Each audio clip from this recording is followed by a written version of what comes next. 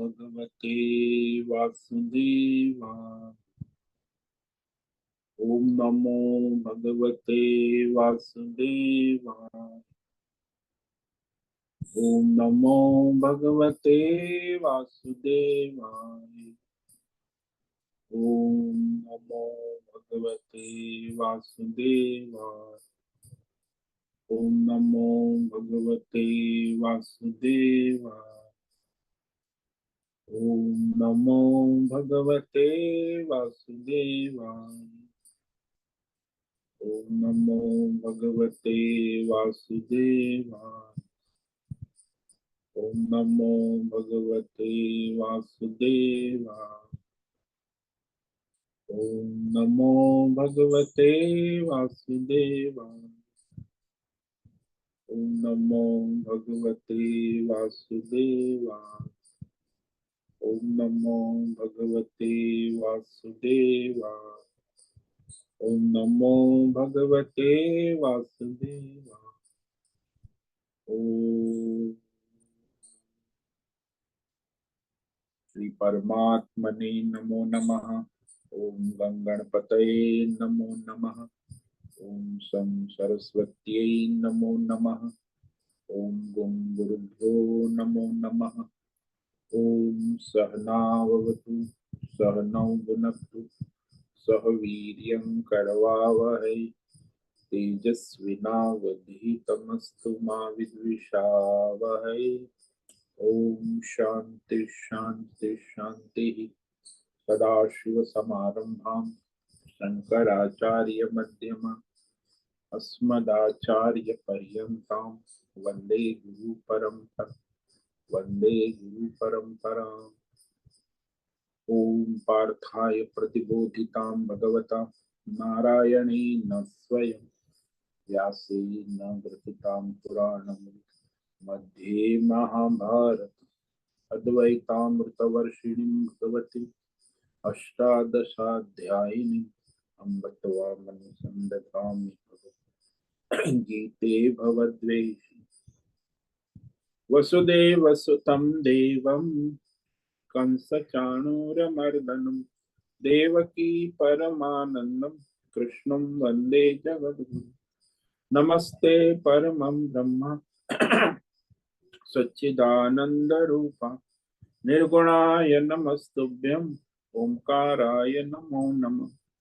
सर्वे दुर्गाणि तरन्तु सर्वे भद्राणि पश्यन्तु सर्वे सद्बुद्धिमाप्नोतु सर्वे सर्वत्र नन्दतु। ओम तत्सत्। ओम ओम ओम। आप सभी ऑनलाइन नेटवर्क पर उपस्थित भगवद गीता श्रवण साधकों को आज प्रातः का अभिवादन अभिनंदन अभिवंदन। हरि ही ओम हरि ही ओम हरि ही ओम।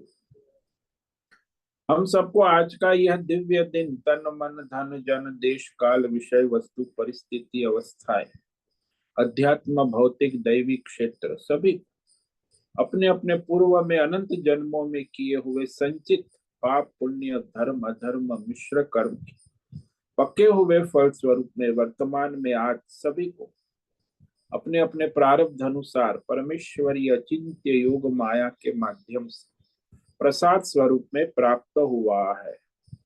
अतः आज का यह दिव्य दिन परमार्थ हेतु निष्काम सेवा यज्ञ देव यज्ञ ऋषि यज्ञ पितृ यज्ञ मानवता यज्ञ भूत प्राणी यज्ञ सात्विक दान शारीरिक वाचिक मानसी तप निष्काम कर्म योग ध्यान योग भक्ति योग ज्ञान योग साधना स्वाध्याय वेद शास्त्रों का अध्ययन अध्यापन उपासना आराधना के लिए समर्पित करे और करवाए।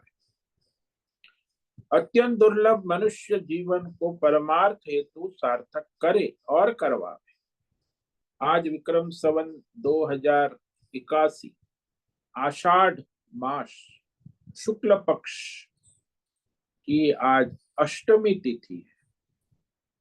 ये सायं 5:26 तक है। उसके बाद नवमी लग जाती है। आज है चित्रा नक्षत्र जो रात्रि 10:05 तक है। उसके बाद स्वाति नक्षत्र लग जाता है। आज है रविवार सूर्य उपासना, सूर्य आराधना का दिन है और वर्षा ऋतु चल रही है। यहाँ रात्रि का न्यूनतम तापमान 22 डिग्री रहा और दिन का अधिकतम तापमान 32 डिग्री रहा। वैसे वायु की गति 5-10 किलोमीटर प्रति घंटा चल रही है। यहाँ कलयुग का प्रथम चरण ईस्वी सन 2024 14 जुलाई 14 जुलाई 2024 सुबह के 7 बजने वाले हैं। कलयुग का प्रथम चरण 5250वां वर्ष, 7वां वैवस्वत मनवंतर श्वेत वराह कल ब्रह्मा जी का 26वां दिन और 51वां वर्ष चल रहा है। तो ऐसे अनंत कोटि ब्रह्मांडीय परमेश्वरी अचिंत्य योग माया में हमारा यह एक ब्रह्मांड, इस ब्रह्मांड में ये पृथ्वी लोक में समुद्र के ऊपर जो है विश्व का एकमात्र वैदिक राष्ट्र भारत में उत्तर हिमालय प्रांत में उत्तराखंड राज्य में टिहरी जिले में हिमालयन शिवालिक पर्वतमाला के अंतर्गत मणिकूट पर्वत के ऊपर नीलकंठ महादेव के सामने ऋषिकेश नगरी में मुनि की रेती प्रांत में शीशम जाड़ी अवधूत बाड़ा आश्रम के सी ब्लॉक के 5 नंबर कमरे से पहले माले से गंगा किनारे से हम स्वामी उत्तमानंद सरस्वती भगवद गीता के आचार्य शिष्य स्वामी चिन्मयानंद सरस्वती महाराज कैवलाद्वैत वेद व्यास भगवत पाद शंकराचार्य की श्रृंगेरी संन्यास परंपरा से शिक्षित दीक्षित सनातन वैदिक भारतीय हिंदू धर्म अनुसार संपूर्ण भगवद गीता ज्ञान यज्ञ ऑनलाइन चैतन्यमय जीवन लाइव प्रसारण के अंतर्गत व्याख्यान माला में अध्याय 6 पर आज सत्संग करेंगे। रविवार का विशेष सत्संग, तो वह सारे जो इस सप्ताह में श्लोक किए हैं उसका सार दर्शन करेंगे और प्रश्नोत्तरी करेंगे। कृपया आप सभी इस सत्संग का श्रद्धा भक्ति ध्यान पूर्वक श्रवण करें, मनन करें और कुछ ग्रहण करे, कुछ धारण करे, कुछ अपने जीवन में चरितार्थ करे और उसमें निरंतरता लाए। अपनी अपनी आध्यात्मिक भौतिक दैवी अशांति द्वंद्व मोह विक्षेपों से रहित होकर के, अधार्मिक और शास्त्रीय भ्रम भ्रांतियों से रहित होकर के अपने अपने शरीर इंद्रिय प्राण मन वचन कर्म से बुद्धि से एकाग्र एक रूप होकर के शुद्ध सात्विक सूक्ष्म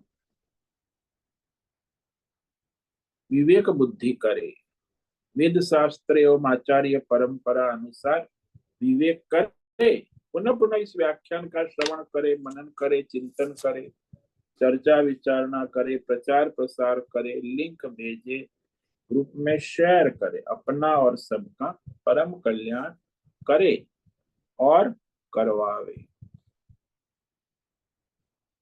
तो इस प्रकार ये जो हमने ध्यान योग का प्रारंभ किया उसमें भगवान ने ध्यान करने वाले ध्यान योगी के लिए ध्यान के साधन, साधना और साध्य तीनों का निरूपण किया। ध्यान योग में क्या साधन है, क्या साधना है, कैसे बैठना है और कैसी सारी इंद्रियों का संयम, मन का संयम, प्राण का संयम, तो नियमन संयमन सब बता दी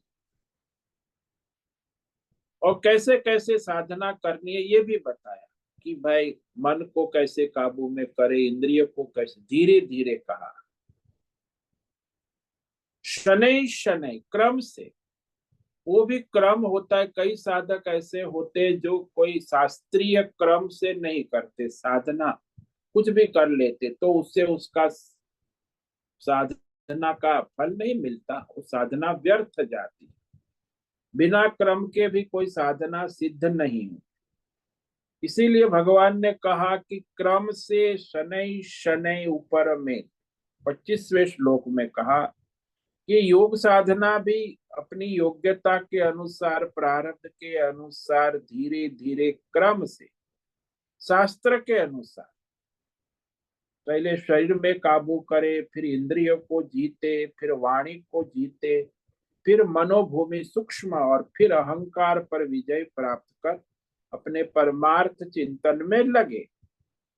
तो ये क्रम है, शनै शनै ऊपर में, भगवान ने 25वें श्लोक में। फिर इस तरह उपराम होने के बाद वह अपने परमात्मा में अपनी बुद्धि को स्थिर करके फिर और किसी विषय का चिंतन ना करे।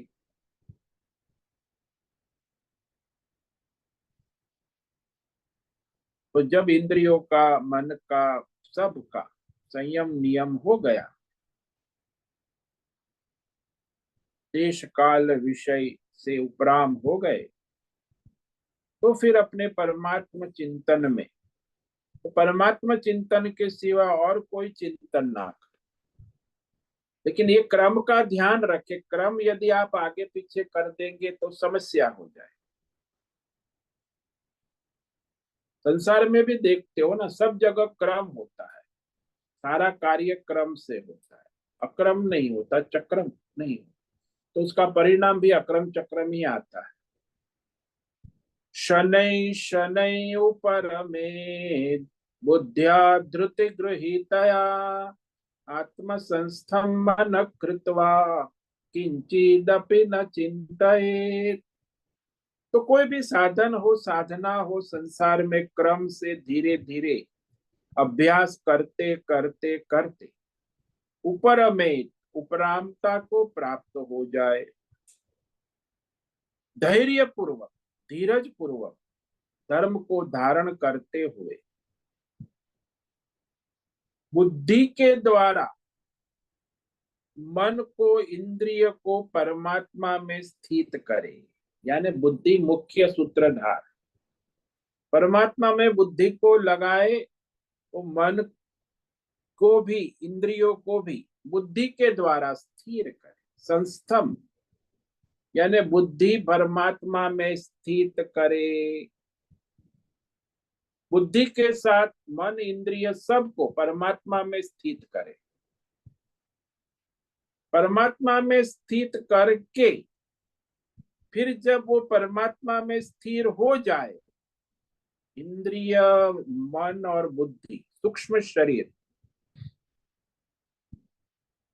फिर उसके बाद कहा किंचित अपि न चिंतयेत्, परमात्मा के सिवा फिर किसी भी विषयों का चिंतन ना करें।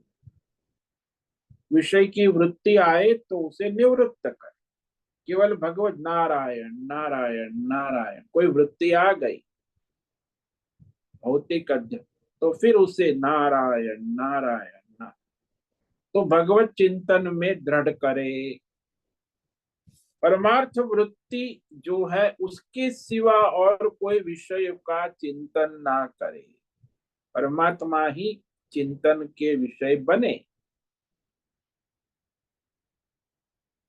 अब उस समय जब परमात्मा का चिंतन कर रहे तो आपका मन यहाँ वहां कहीं जाता है, तो उसे वहां से रोक कर फिर परमात्मा में लगाए। ये कहा यतो यतो निश्चरति मनश्चंचलमस्थिरं ततस्ततो नियम्येत आत्मन्येव वशं नयेत्।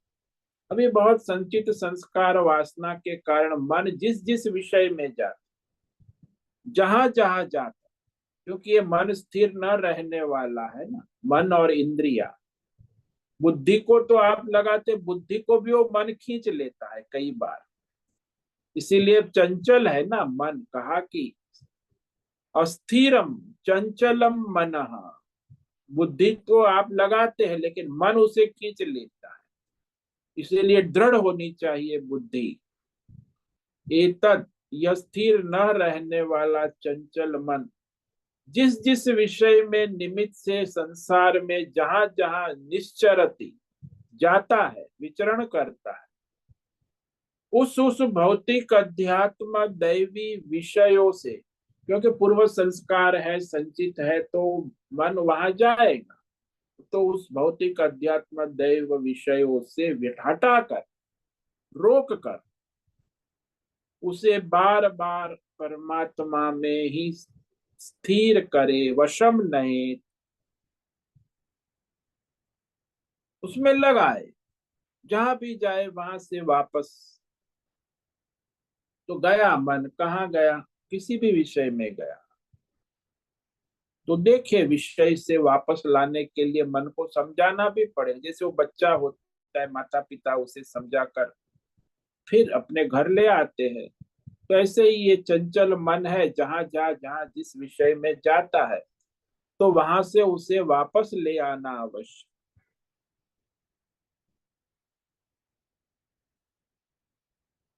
तो समझाए, अरे भाई तू कहाँ जा रहा है, संसार में क्या रखा है, विषय का विवेक करे। तो ये मिथ्या है, असत्य है, अनित्य है, परिवर्तनशील है, विकारी है, भय देने वाला है, इसमें दोष है, दुख है। तो कहाँ जा रहा है? तो मन को विवेक पूर्वक समझाए और उसे नियमन का, नियमन संयमन यानी रोकना हठ पूर्वक नहीं। रोकना हठ पूर्वक तो टेम्पररी स्प्रिंग की तरह दबाया फिर स्प्रिंग की तरह उठ जाएगा। तो जबरदस्ती नियम्य का मतलब है विवेक पूर्वक समझाकर उसे परमार्थ में लगाना। तो इस प्रकार बार बार अभ्यास करके जब मनुष्य का मन परमात्मा में लगता है, सारी बाधाएं समाप्त, बहुत सारी बाधाएं हैं, रोग है, अकर्मण्यता है, संशय है, प्रमाद है, आलस्य है, और वैराग्य नहीं है, भोग वासना अधिक है, भ्रांति है, मिथ्या ज्ञान है, उत्साह नहीं है, चित्त चंचल है, मन विक्षिप्त है, इंद्रिया अशांत है, बहिर्मुख है। तो ये सब विघ्न आते हैं। सारे विघ्नों को पार करना, जैसे युद्ध है ना, युद्ध के मैदान में चारों ओर से बाण आते हैं, आपको अपने को बचा कर अपनी सुरक्षा करनी है। तो उसे परमात्मा में लगाए बार बार प्रयत्न पूर्वक। तो ध्यान में बैठने के लिए केवल आंख बंद करके बैठना नहीं, वहां भी युद्ध है। जब तक आप परमात्मा में आपकी बुद्धि स्थिर नहीं होती, तो बाद में जब स्थिर हो जाती, तो क्या होता है ये भगवान कहते हैं कि जब हमारी बुद्धि परमात्मा में स्थिर हो जाती, इंद्रियां शांत हो जाती है, मन बुद्धि एकाग्र हो जाता है। वो कैसे होता है? प्रशांत मनसमिहेनम योगिनम सुखमुत्तमम उपैति शांतरजसम ब्रह्मभूतम कल्मषम। प्रशांत मनसम, ये मन को बुद्धि के द्वारा विवेक पूर्वक प्रशांत किया, भली प्रकार शांत है। अकल्मष, जिसमें काम क्रोध लोभ मोह आदि कल्मष, इसको अधर्म कहते हैं, पाप कहते हैं। अधर्म का मतलब किसी को कष्ट देना, बुरा कहना, ये तो है ही। लेकिन यहाँ ये जो पाप है वो है काम क्रोध लोभ मोह राग द्वेष। ये सब पाप के ही कारण है। रजोगुण और तमोगुण को पाप कहा और सत्व गुण को पुण्य कहा है। जहां जहां रजोगुण तमोगुण है वो पापमय है, अज्ञान है। तो अज्ञान से प्रमाद मोह माया ये सब कल्मश है, पाप। तो उससे रहित होना, भगवतमय होना। और शांत रजसम, जब रजोगुण तमोगुण शांत हो गया, मोह माया काम क्रोध लोभ मोह, भौतिक विषयों की, अध्यात्म दैवी विषयों की आसक्ति न रहना। रजोगुण जो है वो, रजोगुण हमें राग द्वेष में घुमाता रहता है। इसीलिए रजोगुण शांत होने से राग द्वेष भी शांत हो जाता, और विषयों की आसक्ति भी समाप्त, भौतिक विषयों की। तो इस प्रकार तीन बातें कही कि मन को शांत करे, निष्पाप शुद्ध पवित्र पावन, और रजोगुण तमोगुण से रहित शांत जो मन है और बुद्धि है। तो ऐसी बुद्धि को जो सुख मिलता है उस बुद्धि से, वह परमात्मा के साथ एक रूप हो जाते, ब्रह्म भूत। तो परमात्मा के साथ एक रूप होने से क्या होता है, उस ध्यान योगी को उत्तमम, उत्तम, उत्तम, उत्तमम, सुपरलेट, सर्वोत्तम सुख यानी आनंद, परमानंद कहे, ब्रह्मानंद कहे, उपैति, प्राप्त होता है। और वो ऐसा आनंद है कि उसके सामने संसार का कोई भी सुख टिक नहीं सकता। सर्वोत्तम आनंद है, परमानंद है, परमात्मा के स्वरूप से होने वाला आनंद है। तो बुद्धि के द्वारा, ब्रह्म ज्ञान के द्वारा प्राप्त होता है। आपको रसगुल्ले का आनंद लेना है तो हलवाई की दुकान गए तो आपकी जेब में पैसे होने चाहिए, 25-50 रुपये। अरे 20 रुपये का एक रसगुल्ला है तो 40 रुपया दो रस। तो वहां आपके जेब में पैसा हो तो दो रसगुल्ले का आनंद हलवाई आपको देगा। यहाँ आपको परमात्मा का आनंद होना है तो आपके पास आपकी बुद्धि जो है वो भगवतमय होनी, और बुद्धि में भगवत ज्ञान होना हो। ज्ञान के द्वारा वो परमात्मा, तो धन चाहिए, वो ज्ञान धन है, परमार्थ ज्ञान रूपी धन के द्वारा ब्रह्मानंद का अनुभव बुद्धि करती है। जैसे हलवाई के वहां आप रसगुल्ले का आनंद 40 रुपये में लेते हैं, तो वैसे यहाँ भी धन है, वो है ज्ञान धन, ब्रह्म ज्ञान, परमार्थ ज्ञान रूपी बुद्धि के द्वारा परमात्मा का आनंद प्राप्त हो। वैसे तो सबको मिलता है, हम सबको रोज वो ब्रह्मानंद, परमानंद, वो है सुषुप्ति अवस्था, लेकिन वहां ज्ञान नहीं है, जागृति नहीं है। आप सो गए हैं, बेहोश है, तो ये तो जागृत अवस्था में, जागृति में आपको परमानंद, ब्रह्मानंद की लाभ होता है। और जब वो लाभ होता है तो उसे निरंतर परमात्मा में अपने मन को लगाते हुए वो निरंतर अनुभव करता है। वो कह रहे हैं आगे के श्लोक में, युञ्जन्नैवं सदात्मानं योगी विगत कल्मषः सुखेन ब्रह्म संस्पर्शम अत्यंतम सुखमश्नुते। तो जिसकी बुद्धि शांत स्थिर हो गई है, जिसका मन अंतकरण शुद्ध हो गया है, पाप पुण्य धर्म अधर्म से रहित हो गया, भगवतमय हो गया, मानो कि भगवतमय, तो निरंतर परमात्मा को देखता है और उसे निरंतर अपने अंतरात्मा को परमात्मा में लगाता, सुखे न, सुख पूर्वक यानी सहज आनंद पूर्वक, अनायास जिसके के सुखे न, अनायास ही वो परमात्मा की प्राप्ति रूप अत्यंतम, अनंत आनंद का अनुभव करता है, अश्नुते, पाता है, अनुभूति करता। सर्वोत्कृष्ट, इससे बढ़कर और कोई आनंद नहीं।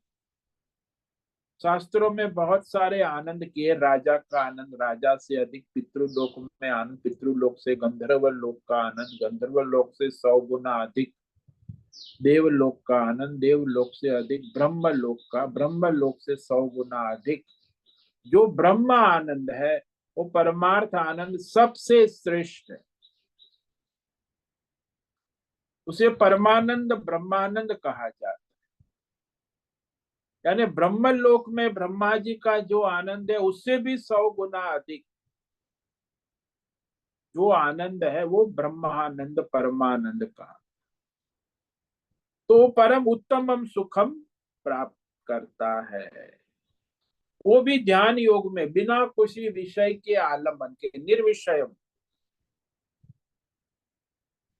और उस योगी को व्यवहार काल की स्थिति बताते, चलो ध्यान योग में तो 24 घंटा नहीं बैठता है ना, तो ध्यान योग का आनंद जब बैठता है तो बैठता है, 2-4 घंटे आनंद लेता है, फिर अपना नित्य कर्म भी करना है, ब्रेकफास्ट करना है, लंच करना है, स्नान करना है, सोना है। लोगों से प्रारब्ध आता है, प्रारब्ध व्यवहार भी तो करना है ना।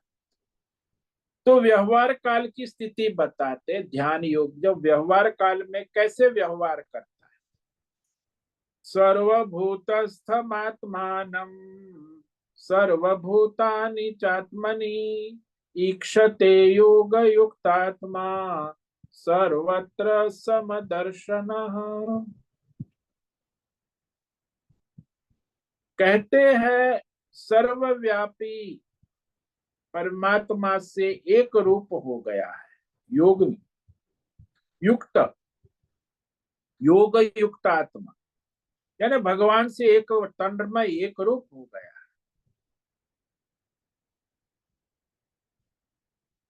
सब में समदर्शन, सब में भगवान के दर्शन करने वाला समदर्शन, भगवत दर्शन उसे सर्वत्र हो रहा है। और अपने अंतरात्मा को सभी प्राणियों में स्थित देखता है कि मेरी आत्मा ही सबकी आत्मा है। सर्वभूतानि, संपूर्ण प्राणियों की आत्मा अपनी आत्मा रूप में वो देखता है।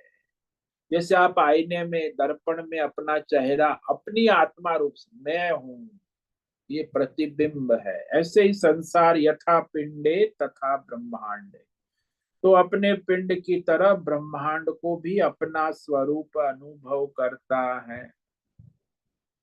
तो इस तरह उसमें कोई भेद भ्रम नहीं रहता है। जब भेद भ्रम नहीं रहता तो सबके साथ भगवत व्यवहार ही होता है।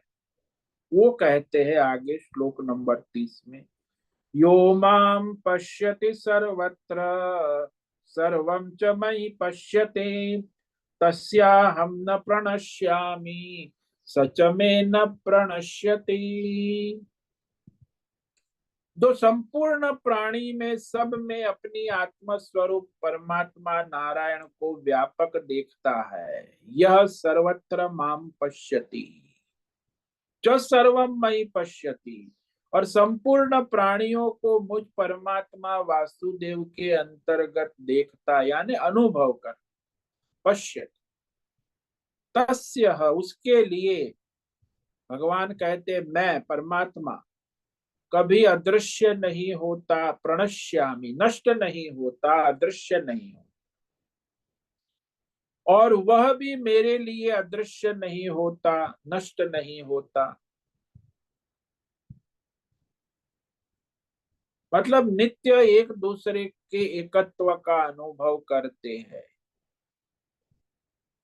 वह मैं ही हूँ, नित्यात्मा मैं ही वह परमात्मा हूँ, परमात्मा ही मैं हूँ। मैं और परमात्मा दो अलग चीज नहीं है, दोनों में कोई भेद नहीं।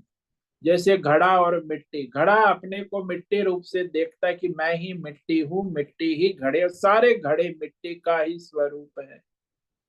जैसे आभूषण अपने को सुवर्ण तत्व रूप से जान लेता है कि अरे मैं अंगूठी नहीं हूं, मैं सुवर्ण तत्व हूं, और सारे आभूषण सुवर्ण ही सुवर्ण है, सुवर्ण के सिवा और कुछ, मैं भी सुवर्ण हूं और ये सब आभूषण भी सुवर्णमय है। ऐसे ही वो जान लेता है कि मैं ही आत्म स्वरूप हूँ और सब संसार आत्म स्वरूप ही है।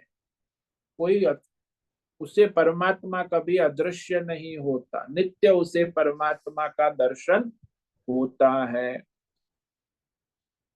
तो परमात्मा को प्राप्त हुए के लक्षण और महत्व का निरूपण करते कि वो प्राप्त है, भगवत में है, उसका लक्षण क्या है, उसका महत्व क्या है।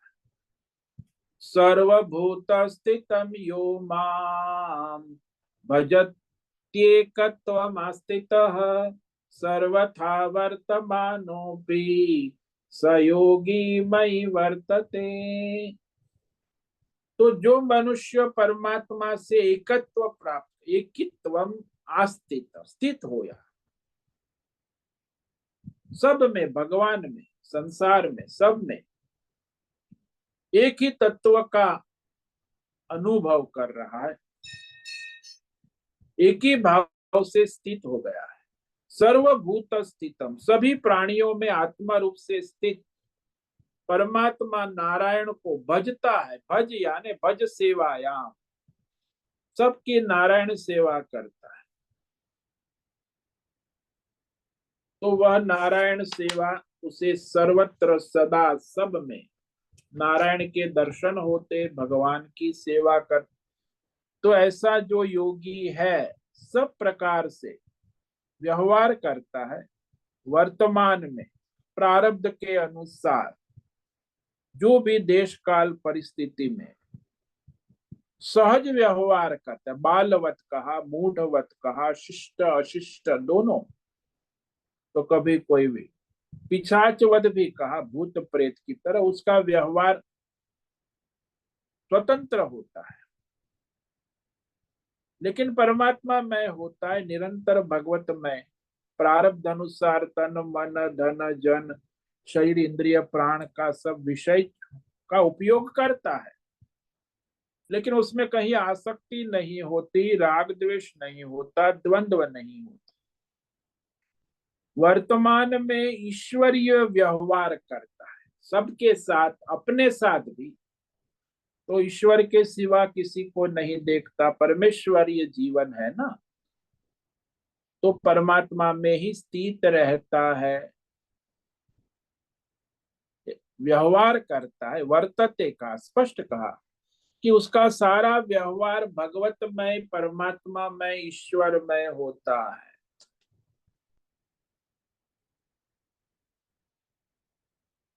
इस तरह कहने के बाद फिर कहा कि वह जो परम योगी है उसकी स्थिति, उसके लक्षण क्या है। आत्मौपम्येन सर्वत्र समं पश्यति अर्जुन, सुखम वा यदि वा दुखम स योगी परमो मतः। तो बहुत सारे योगी, उसमें सर्वश्रेष्ठ योगी का निरूपण कर कि हे अर्जुन, जो योगी अपने स्वयं अपने आत्मा रूप से सर्वत्र सभी को भगवतमय देखता है, समम पश्यति,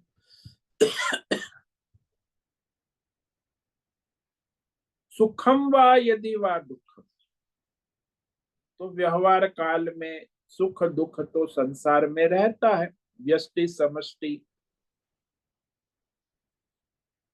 तो सभी व्यवहार काल में सुख से सुखी, दुख से दुखी हो, सबके सुख दुख के साथ घुल मिल जाता है,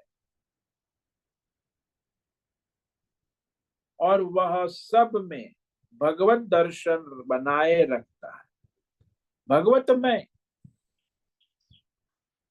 जैसे सबको सुख प्रिय है, दुख नहीं प्रिय, ऐसे ही वो भी जानता है कि सबको सुख मिले, किसी को दुख ना मिले।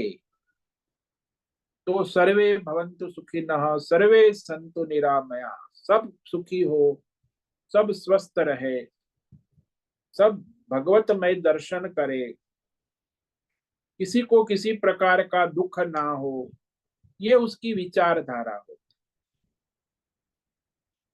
वो सर्वश्रेष्ठ योगी है। इसलिए हमारी ये प्रार्थना है ना वैदिक, सर्वे भवन्तु सुखिनः सर्वे सन्तु निरामय सर्वे भद्राणि पश्यन्तु माँ कश्चित् दुःखम आपनुयात्। ये सर्वश्रेष्ठ योगी की प्रार्थना है कि सब का कल्याण हो और संपूर्ण प्राणियों में अपने आत्मा को देखना, जिससे हमारी सनातन धर्म की विश्व बंधुत्व भावना, ये दूसरे संप्रदायों में नहीं, ये विश्व बंधुत्व सर्वत्र समबुद्धि वसुधैव कुटुंबकम की भावना केवल सनातन धर्म में। बाकी आप चले जाओ जैन में तो केवल जैन बंधु, जैन ब्रदरहुड, फिर ईसाई में ईसाई ब्रदरहुड, ईसाई बंधुत्व, फिर मुस्लिम मुस्लिम मुस्लिम तक ही उनका ब्रदरहुड होता है। चाहे बौद्ध में चले जाओ तो बौद्ध ब्रदरहुड, लेकिन यूनिवर्सल ब्रदरहुड केवल हमारे सनातन धर्म। उनका भी आज ब्रदरहुड भाईचारे की बात हो केवल मुसलमान पर्यंत, ईसाई पर्यंत, जैन बौद्ध, लेकिन हिंदू सनातन धर्म यूनिवर्सल ब्रदरहुड, ये जो है परम लक्ष्य है सनातन धर्म का, कि सब भगवान का ही स्वरूप है। तो ऐसे वो सारे भेद भ्रम से रहित होता है, उसका व्यवहार सबके प्रति भगवतमय होता है, भेदभाव वाला नहीं, सांप्रदायिक नहीं, बिन सांप्रदायिक भी नहीं होता, पारमार्थिक होता है। इसीलिए सांप्रदायिक और बिन सांप्रदायिक ये भी भ्रम है, परमार्थ दर्शन सब में होता है। किसी के भी सुख ये दुख के प्रतिकूल आचरण नहीं करना, ये अहिंसा की परम भावना है। तो हमारे सनातन धर्म में अहिंसा और सत्य ये परम लक्ष्य है, परम, और उसमें सभी प्राणियों के साथ उनका समान व्यवहार होता है। चींटी से लेके ब्रह्मा विष्णु महेश, किसी भी प्राणी के सुख या दुख के प्रतिकूल आचरण नहीं करता। उसका दुख है तो दुख के अनुकूल उसे सहाय, सुख के अनुकूल उसे सहाय, अनुकूल रहता है, प्रतिकूल नहीं। जैसे माँ अपने बच्चे के अनुकूल रहते, माता पिता, तो बालक है 1 साल 2 साल 3 साल, तो हमेशा माता पिता उसके अनुकूल आचरण कर, उसके सुख के अनुकूल, उसके दुख के अनुकूल। माता पिता कभी अपने संतान के सुख ये दुख के प्रतिकूल आचरण नहीं करता। सुखी है तो उसके सुख के अनुकूल, दुखी है तो उसके दुख के अनुकूल। वैसे ही महात्मा भी संसार में सभी प्राणियों के सुख के अनुकूल, दुख के अनुकूल आचरण करता है। यही अहिंसा की सर्वश्रेष्ठ भावना है, परमार्थ। तो इस प्रकार यह योगी की परम स्थिति कह दी। अब आगे कल हम जो है अर्जुन प्रश्न पूछेगा, करे भगवान आपने तो ध्यान योग, ध्याता, ध्यान, ध्येय और परम योगी के लक्षण मुझे कहे, मैंने सुना, समझ में भी आ गया, लेकिन इसे करना बड़ा कठिन है। अर्जुन प्रश्न पूछता है, इस ध्यान योग को मन को काबू में नहीं कर सकते, इंद्रियों का संयम भी अत्यंत कठिन है, तो कैसे होगा? तो ये अब अर्जुन का प्रश्न है, और उसके प्रश्न का चिंतन हम कल करेंगे। उसके बाद भगवान उसके प्रश्न का उत्तर देंगे कि भाई मन को, इंद्रियों को कैसे संयमित नियमित किया जा सकता है। तो इस पर हम कल आगे विचार करेंगे। तो आज जो है रविवार है, समय है सत्संग का, प्रश्नोत्तरी का, इसीलिए आप लोगों में से किसी को भी कोई प्रश्न है जो इस विषय में, तो आप प्रश्नोत्तरी कर।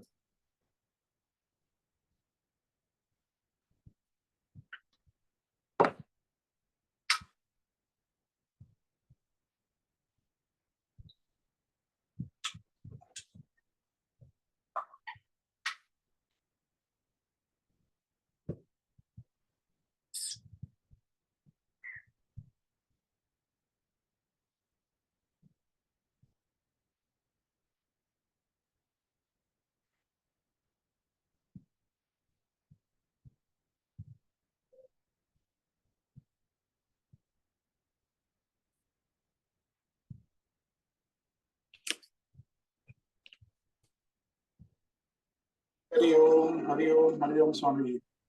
यो, बोलो मद्रेश। स्वामी जी, योगी जो है सब में सम देखता है परमात्मा। हाँ, सर्वत्र समम पश्यति। तो यहाँ हम ये पूरी जो माया है वो माया से असंग है और माया में सम सम देखता है। हाँ, जो भी जैसे जैसे सारे गहनों को देखता है, गहनों में सुवर्ण तत्व को देखता है, सुवर्ण में समत्व है। और प्रारब्ध के हिसाब से उसके साथ व्यवहार भी करता है। हाँ, जो प्रारब्ध है जैसा है, उस समय क्या है, प्रत्येक क्षण प्रारब्ध तो बदलता रहता है, प्रारब्ध के अनुसार व्यवहार भी करता है। तो योगी जो है उसके लिए तो माया रही नहीं ना, वो तो उसके लिए लीला ही हो गई जो भी व्यवहार। हाँ हाँ, माया नहीं है, कोई माया नाम की, वो तो भगवत उसे लीला है। उसे यहाँ कोई बंधन नहीं है, कोई बंधन नहीं है। बट प्रारब्ध के अनुसार वो व्यवहार करता है। हाँ, जो भी प्रारब्ध है उस समय वर्तमानेषु, कहा ना, वर्तमान सर्वथा वर्तमान अपि मयि वर्तत, वो भगवत में व्यवहार करता है वर्तमान में प्रारब्ध के अनुसार।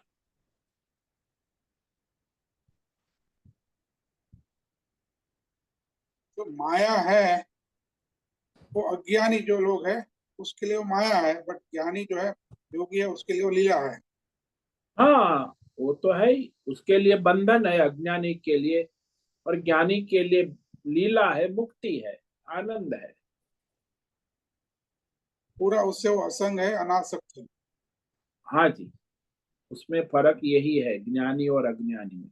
ज्ञानी पूरा आसक्त है, संग में है, राग में है, द्वंद्व में है। और अज्ञानी, अज्ञानी द्वंद्व, और ज्ञानी उससे रहित है। न संग है, न आसक्ति है, न राग द्वेष है, न द्वंद्व है, सब भगवतमय है। तो अज्ञानी और ज्ञानी में इतना ही तो फर्क है ना। तो कर्म जो हो रहा है वो ज्ञानी के लिए लीला है, हम्म। और ज्ञानी के लिए माया है। हाँ, वो तो रहेगा ही, जब तक अज्ञानी है तो वो राग द्वेष, अपना पराया, द्वंद्व सब रहेगा। अज्ञानी तो उसी में रहेगा। धर्म अधर्म का द्वंद्व भी रहेगा, ये धर्म है, अधर्म है, पाप है, पुण्य है।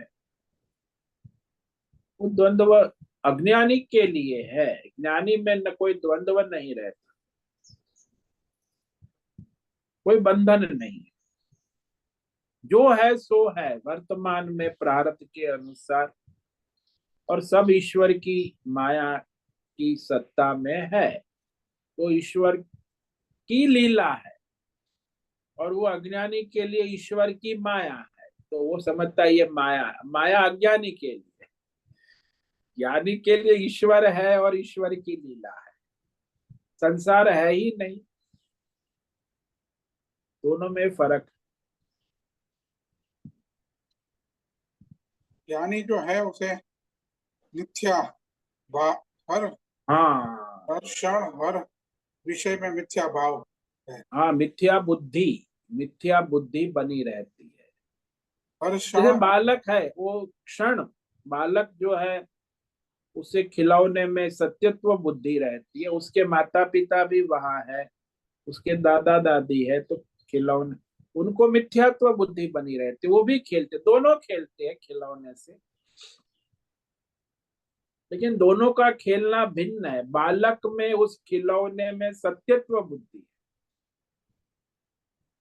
और उसके माता पिता दादा दादी खेलते हैं, उनका वो खिलौने के खेल में मिथ्यात्व बुद्धि है। दोनों में फर्क है, लेकिन दोनों खेलते दिखते। ठीक, जैसे ही खिलौना है, जैसा खिलौना है वैसा खेल भी करते हैं।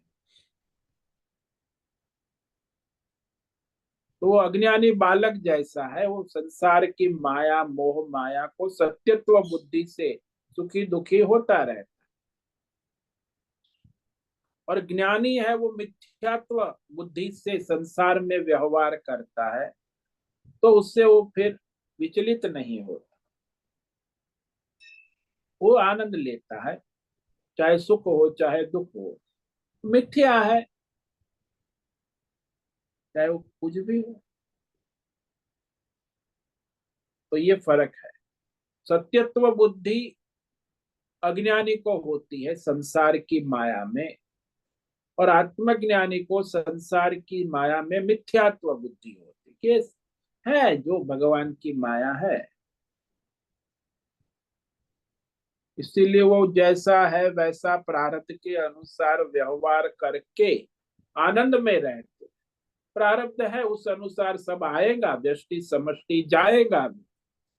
तो किसी से वो आसक्त नहीं है, किसी में राग द्वेष नहीं है, किसी की कामना नहीं है, किसी का लोभ नहीं है, क्योंकि वो सब मिथ्या है। जब मिथ्या बुद्धि हो तो वहां काम करो तो लोभ मोह राग द्वेष नहीं हो, सत्यत्व बुद्धि है तो होता है। 500 की नोट मिथ्या आपको मिली है तो उसमें आपको क्या राग द्वेष होगा? मिथ्या है, जेब में रखो या बाहर कचरे में फेंक दो फाड़ के, आपको शोक नहीं होगा।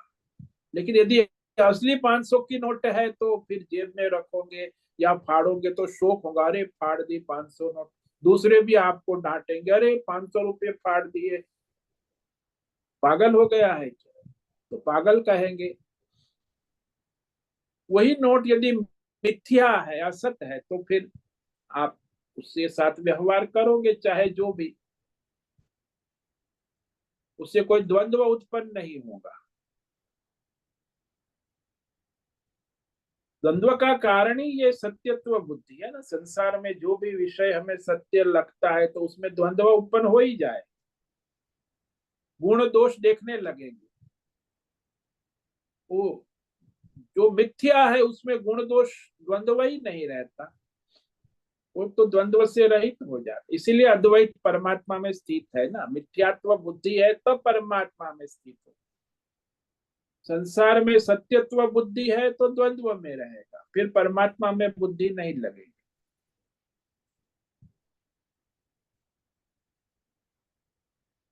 हाँ स्वामी जी, क्लियर हुआ। बहुत बहुत धन्यवाद।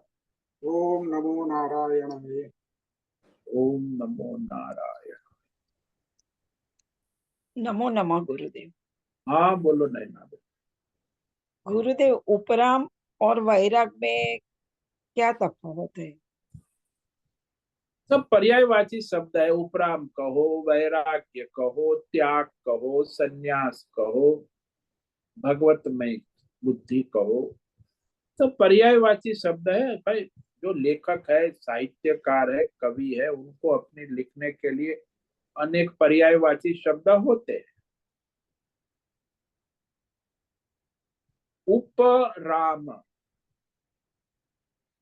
उप का मतलब ऊपर, राम जो है परमात्मा में स्थित, तो उपराम हो। त्याग का मतलब भी परमात्मा में स्थित। संन्यास, सम्यक न्यास, वो भी उपराम है। वैराग्य, राग द्वेष से रहित हो गए तो वैराग्य। ये सब शब्द लोग अलग अलग प्रयोग करते हैं। लोग घबरा जाते हैं कि अरे सन्यास कर लेंगे तो क्या, अरे सन्यास करेंगे तो आपको जो आनंद मिलेगा उसकी कोई सीमा नहीं। अब आप क्षणिक आनंद में मोहित हो रहे हो, अखंड आनंद, तो त्याग की बात भी घबरा जाती कि मैं त्याग कर दूंगा तो रसगुल्ले का आनंद नहीं मिलेगा तो फिर मेरा क्या होगा। अरे रसगुल्ले के आनंद को भी त्याग करेगा तो तुझे परमानंद मिलेगा। तो परमानंद के लिए फिर रसगुल्ले का आनंद तो त्याग करना होगा, उसके बिना तो परमानंद संभव नहीं। तो इंद्रियों को काबू करना होगा, मन को काबू करना होगा, बुद्धि को परमात्मा में स्थिर करना होगा। तो इस तरह अपने परमात्मा में स्थित होना होगा, तब जाके वो जो है परमानंद का अनुभव। उपराम होना, इंद्रियों से, मन से, विषयों से, वाणी से। तो ध्यान योग की स्थिति है ना उपरामता, कि भाई इंद्रियों से उपराम हो गए, फिर मन से उपराम हो गए, फिर बुद्धि को परमात्मा में स्थिर करके बुद्धि से भी उपराम हो गए, भगवतमय हो गए। तो भगवतमय हो गए तो फिर आपको आनंद ही आनंद, अखंड आनंद।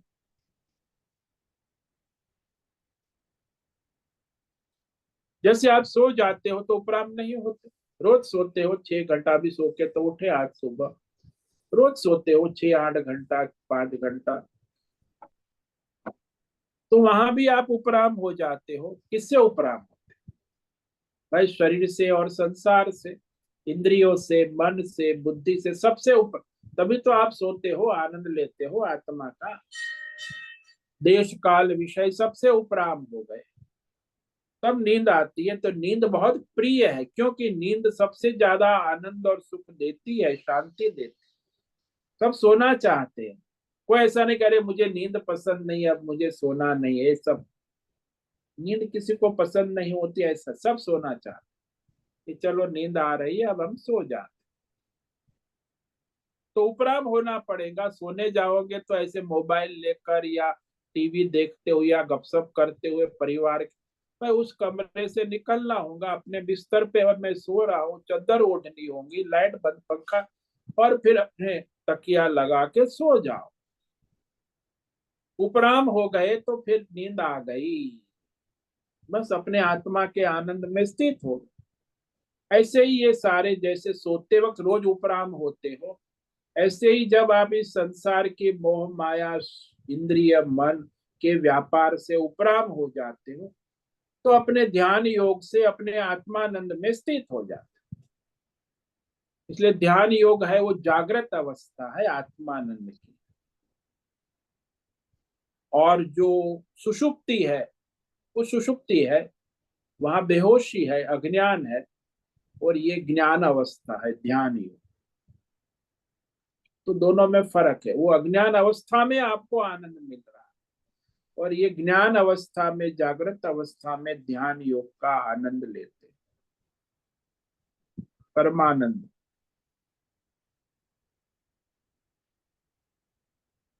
उपराम तो होना ही पड़ेगा, आप बिना उपराम सोने के लिए भी आप उपराम होते हो कि नहीं? कहने मुझे तो सब चालू रखना है, मोबाइल टीवी सब, रिश्तेदार भाई बहन पति क्या चाहे, अरे 1 बज गया मुझे सोने के लिए आप तुरंत उपराम होना पड़े, अपने बिस्तर में जाके सोना पड़े, नहीं तो कैसे होगा?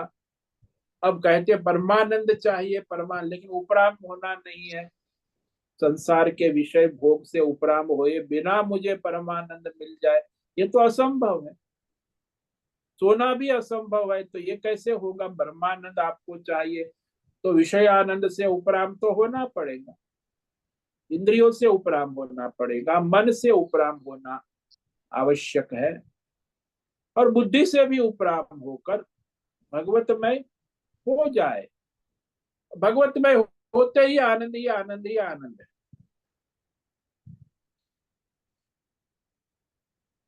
धन्यवाद गुरुदेव। ओम नमो नारायण। ओम नमो नारायण।